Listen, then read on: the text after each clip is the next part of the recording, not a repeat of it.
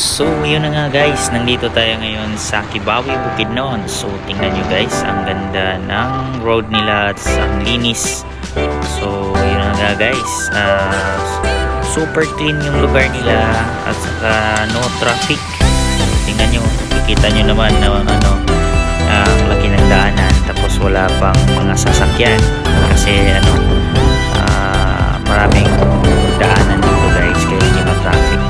Tsaka pupunta tayo sa market nila. Titingnan natin kung ano yung market nila guys kasi sabi nila sobra daw linis. So yun na nga, malapit na tayo guys. Yun, pasok na ako sa market.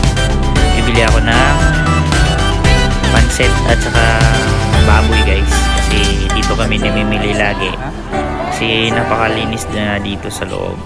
So tingnan nyo naman, hindi kagaya ng ibang market na maraming langaw at saka basang-basa yung sahig. Tingnan nyo, yung tuyo yung sahig guys at saka hindi talaga tayo nandidiri pag pumapasok kayo dito. Super clean pala at talaga yung nila guys, yung supermarket. Tingnan nyo naman yung sahig, ang linis-linis, tsaka mababait pa yung mga tendera dito guys. So hindi tayo papayag na wala tayong selfie video guys. So yun na nga, selfie video ng konti para mamaya-maya uuwi na kami. Kasama ko pala dyan si Care Justin, yung pamangkin ko, siya yung nag-drive ng motor guys. Yun, tingnan nyo naman ang ganda ng mga nila guys, arrange yung mga